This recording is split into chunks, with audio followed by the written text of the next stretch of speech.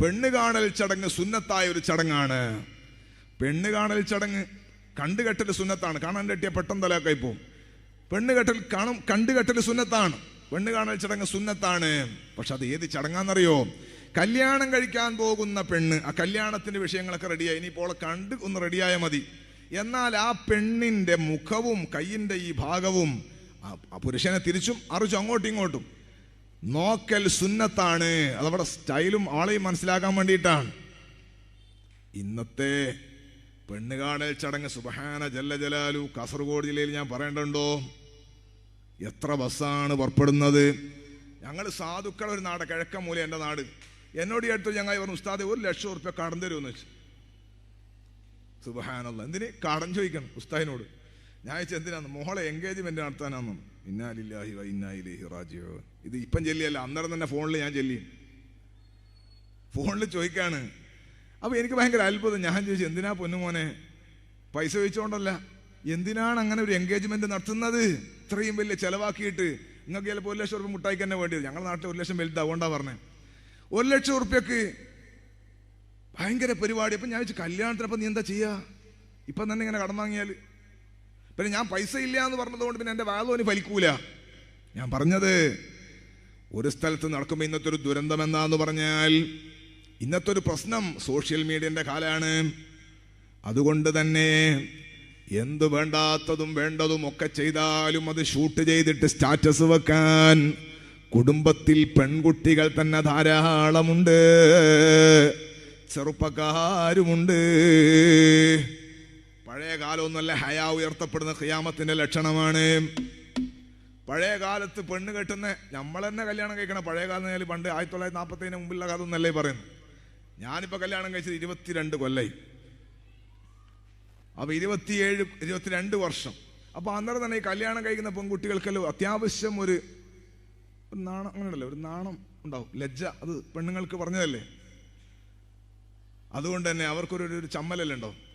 ഇന്നിപ്പോൾ സ്റ്റാറ്റസ് ആദ്യം വെക്കൽ പെണ്ണാണാൻ വന്ന പെണ്ണാ എന്നെ കാണാൻ വന്നു, എങ്ങനെയുണ്ട് സ്റ്റാറ്റസ് കണ്ടോ? അള്ളാഹു നമ്മളെ നന്നാക്കി തരട്ടെ.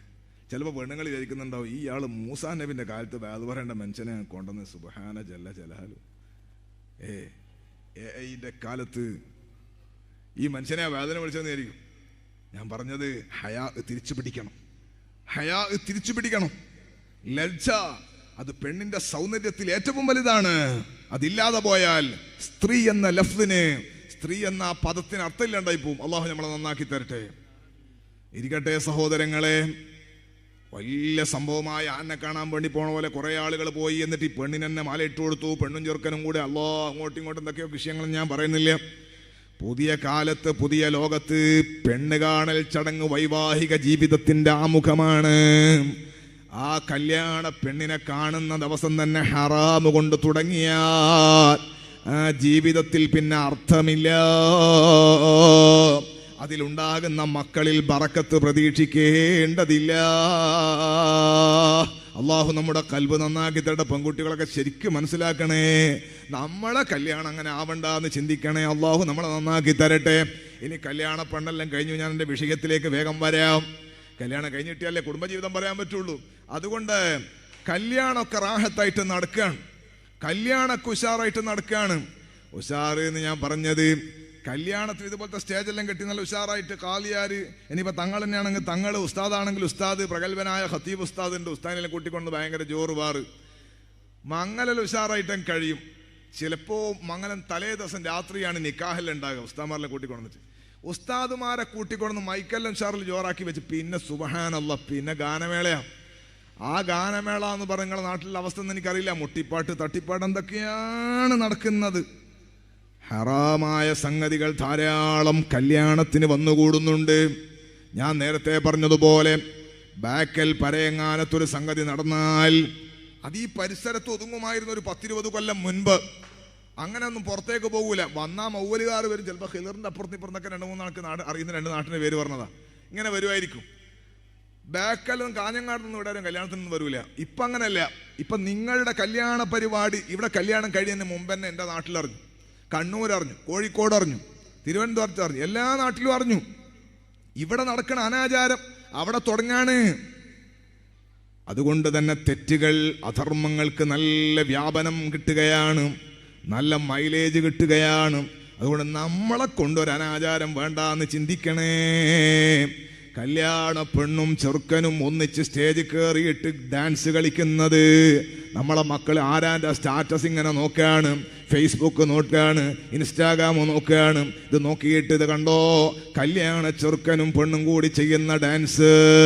അപ്പൊ പരയങ്ങാനത്തെ നല്ല അച്ചടക്കമുള്ള പെണ്ണ്, ആ പെണ്ണും അവളെ കുടുംബവും അല്ലെങ്കിൽ അവളെ ചങ്ങാതിമാരും ചിന്തിക്കുന്നത് എൻ്റെ കല്യാണത്തിന് എന്തുകൊണ്ട് അങ്ങനെ സംഭവിച്ചുകൂടാ. അതുകൊണ്ട് ഈ നമ്മളെ കുടുംബക്കാരെല്ലാം ഉസ്താദെ ആളെല്ലാം പോയില്ലേ, 10 മണിക്ക് നാട്ടുകാരെല്ലാം പിരിഞ്ഞു പോയില്ലേ, പിന്നെ കുടുംബക്കാരും ആരെ കുടുംബക്കാരനെ ഇളയപ്പാ മൂത്താപ്പം എൻ്റെ മക്കൾ ഓളെ കെട്ടാനൊക്കെ പറ്റുന്ന എല്ലാ നിലക്കും ഒരു മഹറമിയത്തും ഇല്ലാത്ത ആളുകൾ കൂടിയിട്ട് ഡാൻസ് കളിക്കാണ്, പാട്ടുപാടുകയാണ്. അത് നമ്മൾ തന്നെ ഷൂട്ട് ചെയ്യാണ്, നമ്മൾ തന്നെ ഇൻസ്റ്റാഗ്രാമിൽ പോസ്റ്റ് ചെയ്യാണ്, നമ്മൾ തന്നെ സ്റ്റാറ്റസ് വെക്കാണ്. മുത്തുനബി സ്വല്ലല്ലാഹു അലൈഹി വസല്ലമ തങ്ങള് നമ്മളുടെ കല്യാണത്തിന്റെ ദിവസം വിശുദ്ധ മദീനത്തുൽ മുനവ്വറയിൽ നിന്ന് തങ്ങള് കരയുന്നുണ്ട്. അത് മാത്രം നിങ്ങളെ കൽബിൽ ഓർമ്മപ്പെടുത്തുകയാണ്. നമ്മളെ കല്യാണത്തിന്റെ ദിവസം നമ്മൾ സന്തോഷിക്കുമ്പോ ഹബീബായ തങ്ങളെ മനസ്സ് വേദനിക്കുന്നുണ്ട്. ഉമ്മത്തിന്റെ പകച്ചുപോയ പോക്ക് കണ്ടിട്ട്, പിഴച്ച പോക്ക് കണ്ടിട്ട് മുത്തുനബിന്റെ മനസ്സ് നൊമ്പരപ്പെടുന്നുണ്ട്. സ്വല്ലല്ലാഹു അലൈക യാ റസൂലല്ലാഹ്. കല്യാണ ചെറുപ്പക്കാരൻ കണ്ണൂർ ഒരു സ്ഥലത്ത് അമ്മോശങ്ക പോലീസ് സ്റ്റേഷനിൽ മംഗലത്തിന്റെ അന്ന്, നിങ്ങളെ നമ്മളെ നാട് പോലെയല്ല, കണ്ണൂർ നമ്മളെ പരിസരത്തെല്ലാം കല്യാണം കഴിഞ്ഞാൽ ഭർത്താവിൻ്റെ വീട്ടിലാണ്, ഭാര്യൻ്റെ വീട്ടിലാണ് ഉണ്ടാകുക. അപ്പോൾ കല്യാണ ദിവസമൊക്കെ ആവുന്ന പറഞ്ഞാൽ പുതിയാപ്പിളെല്ലാം നല്ല സന്തോഷമുള്ള ദിവസമാണ്. അവിടെ വളപട്ടണത്തിൻ്റെ അടുത്തൊരു പുതിയാപ്പിള അമ്മോശങ്ക പോലീസ് സ്റ്റേഷനിൽ പുതിയാപ്പിളിനെ ജാമ്യത്തിലെടുക്കാൻ എന്താ ഒരു സുഖം, സുബ്ഹാനല്ലാഹ്. എല്ലായിടത്തും തള്ളിമറിയലും ലാത്തി ചാർജും, കാസർഗോഡൊക്കെ പുതിയ പരിപാടിയൊക്കെ വന്നിട്ടുണ്ടല്ലോ, ഞാൻ പറയുന്നില്ല. എന്താ സുബ്ഹാന ജല്ല ജലാലും. ആയിഷ ബീബി പറയുന്നുണ്ട് റളിയല്ലാഹു അൻഹാ, ഹിജാബിൻ്റെ ആയത്തിറങ്ങിയപ്പോൾ തലയിൽ ഫുൾ മൂടിയിട്ട് കറുത്ത വസ്ത്രം ധരിച്ചു പോയ മഹദിമാരെ സംബന്ധിച്ച് ആ കറുത്ത വസ്ത്രം പോലീസിന്റെ ലാത്തി കൊണ്ട് അടിയിട്ടിട്ട് ഓടുന്നത് കണ്ടപ്പോൾ ആളുകൾ ചോദിക്കുകയാണ്, എന്തിനാ ഈ ചാക്കിന്റെ ഉള്ളിൽ കയറിയിട്ട് ഇത് കാണാൻ പോയത്? ഇന്നാ ലില്ലാഹി വ ഇന്നാ ഇലൈഹി റാജിഊൻ. വല്ലാത്തൊരു ദുരന്തമാണ് എന്ന് ഓർമ്മപ്പെടുത്തുകയാണ്. അപ്പോ പുതിയാപ്പിളയായാലും പുതിയെണ്ണായാലും നല്ല സന്തോഷം. പുതിയാപ്പിളെല്ലാം കൊണ്ടുപോകും, പിന്നെ ദിക്റെല്ലിട്ട് കൊണ്ടുപോകും, മയ്യത്ത് കൊണ്ടുപോകുമ്പോൾ ലാ ഇലാഹ ഇല്ലല്ലാഹ് അങ്ങനെ പുതിയാപ്പിളിനെ കൊണ്ടുപോകാൻ കഴിയുമോ? പുതിയാപ്പിളിനെ കൊണ്ടുപോകുമ്പോൾ പാട്ടെല്ലാം പാടണം, ചങ്ങായിമാരെല്ലാം വേണം, കുറച്ച് ഉഷാറെല്ലാം വേണം, പാട്ടെല്ലാം പാടാറുണ്ട് പുതിയാപ്പിളിനെ കൊണ്ട്, അതെല്ലാം വേണം. അതിന് ഒരു മൊയിലാർ അതിനൊന്നും ഭേദം പറയില്ല, ഒരു ഖത്തീബ് ഉസ്താദും പാട്ട് പാടുന്നതിനൊന്നും പറയില്ല. ഞാൻ പറഞ്ഞ പാട്ട് മ്യൂസിക്കും ഡബിൾ മുട്ടെല്ലാം കൂടിയിട്ട് പടപട പൊട്ടിക്കണതിനെ പറ്റിയ, അല്ലാണ്ട് നമ്മളെ കുട്ടികളെല്ലാം കൂടിയിട്ട് ത്വലാൽ ബദർ ചൊല്ലി പോവുകയാണ്, നല്ല ഇതാ വരുന്നേ പുതിയാപ്പിളാന്ന് പറഞ്ഞ അടിപൊളി നല്ല ഉഷാറായിട്ട് പാട്ടെല്ലാം പാടാനായിട്ട് ഞാനെങ്കിലും പുതിയാപ്പിള പോകുമോ? എന്നെ മയ്യത്ത് കൊണ്ടുപോകുമ്പോൾ ലാ ഇലാഹ ഇല്ലല്ലാഹ് പുതിയാപ്പിള പോകുമോ? പുതിയാപ്പിള പോകുമ്പോൾ സന്തോഷം വേണം, അതിനൊന്നും ആരും എതിരില്ല. പക്ഷെ ആ സന്തോഷം നേരത്തെ തങ്ങൾ പറഞ്ഞ പോലെ നിയന്ത്രിതമായിരിക്കണം, അനിയന്ത്രിതമാകരുത് എന്നാണ് ഞാൻ പറഞ്ഞത്.